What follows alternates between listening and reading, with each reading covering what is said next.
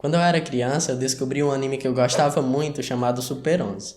Era um anime sobre alguns amigos no ensino médio que resolviam ir contra tudo e montar um time de futebol, mesmo não sendo tão bons assim, e ir para os campeonatos e tudo mais. Até alienígenas eles derrotavam jogando futebol. Sério, era muito bom.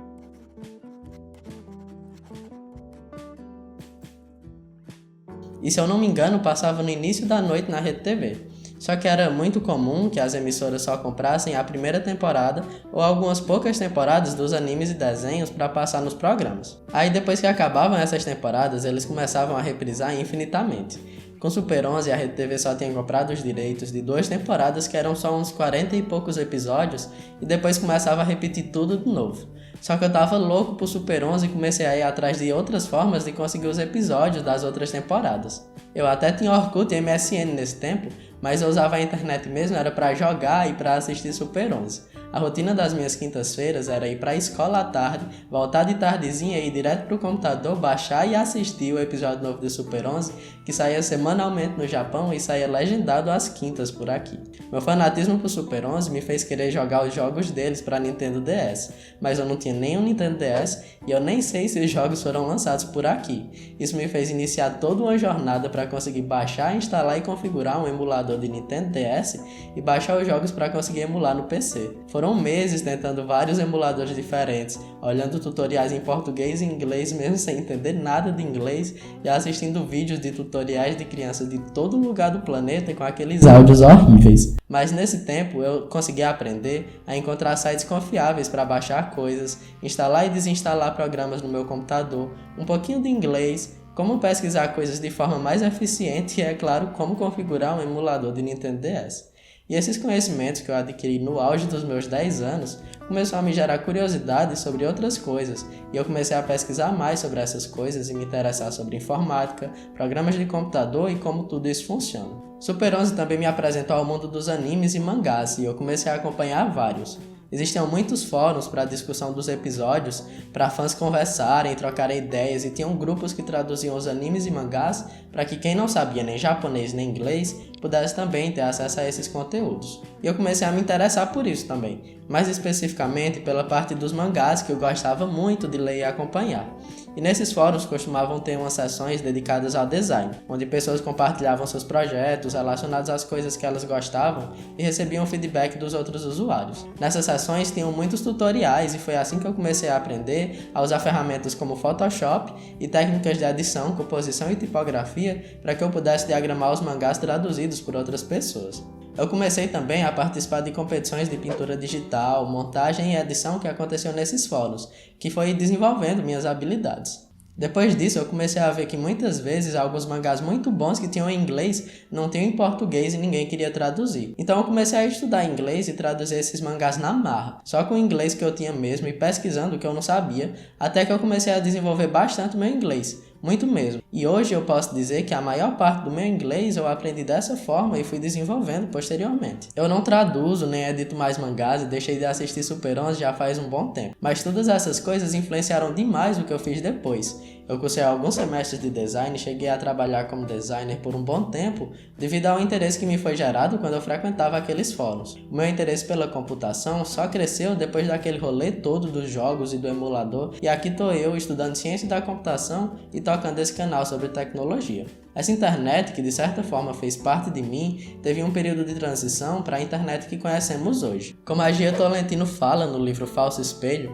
enquanto a primeira internet era meio desajeitada, meio experimental, meio dividida em bairros ou comunidades, o famoso quando isso aqui era tudo mato, essa nova internet já seria uma internet mais social, em que tudo estaria mais conectado e o foco seria mais em você, no indivíduo. Para existir nela, você precisa ser visível, agir, falar, mostrar quem você é. As redes sociais, no formato que a gente conhece hoje, cresceram nesse meio, focados no perfil, na sua imagem.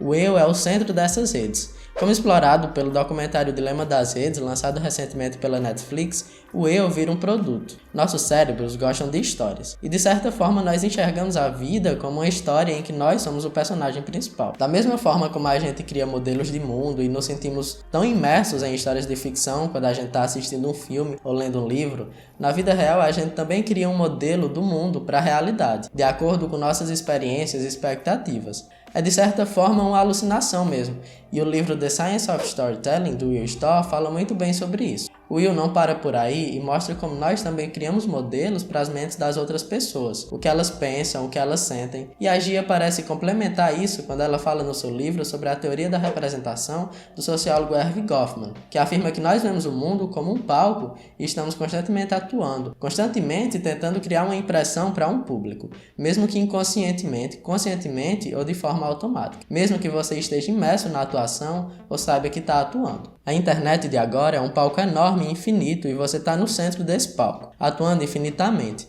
vendendo sua identidade, suas opiniões e tentando ser interessante. Na plateia está sua família, seus amigos atuais, antigos e as pessoas que serão seus próximos amigos, seus chefes atuais, antigos e as pessoas que serão seus futuros chefes, seus antigos e novos parceiros. Você precisa passar uma identidade, ser ativo, modelar a mente de todos eles e entender qual atuação você deve fazer, que imagem acerta a se passar. Acerte, você recebe aplausos cheios de dopamina em forma de corações e likes. Erre e você já sabe. Então, para continuar recebendo seus estímulos de dopamina, uma autoilusão é criada. Tudo em torno de uma imagem nem sempre realista, em torno dos modelos de mente e de mundo gerados inconscientemente, onde para manter a imagem você não precisa ser, apenas parecer que é. A venda de opiniões acaba empobrecendo enormemente discussões sobre moral, vida, sobre política, sobre saúde mental, sobre as próprias redes sociais e internet. As pessoas começam a se envolver em grupos que aceitem a sua imagem ou que concordem com suas opiniões, e formar bolhas que por sua vez são controladas por algoritmos que continuam lhe mostrando conteúdos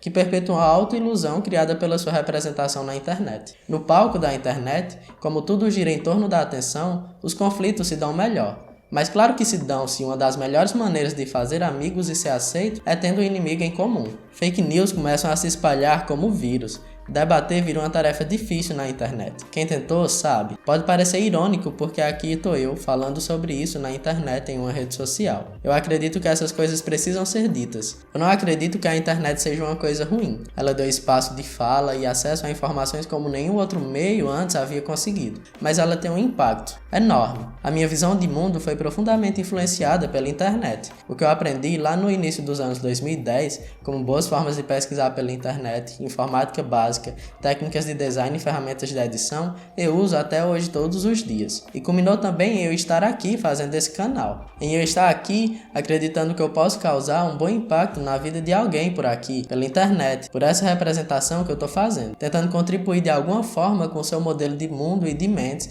mesmo que só um pouquinho. We accept the reality of the world with which we're presented. Eu sei que o impacto que a internet e as redes sociais têm em muitas pessoas nem sempre é bom e pode ter consequências horríveis. O documentário O Dilema das Redes explora, por uma perspectiva não muito diversa, mas também muito válida, o impacto na democracia, na saúde mental e na diversidade. É sim uma ótima recomendação para uma leitura crítica. Assim como são o ensaio Eu na Internet, da Gia Tolentino, e o livro The Science of Storytelling, que também mencionei aqui. Ah, e claro que eu também recomendo Super 11. Então é isso. Obrigado por assistir até aqui, curta e compartilhe se você tiver gostado, comenta aqui o que achou e até a próxima.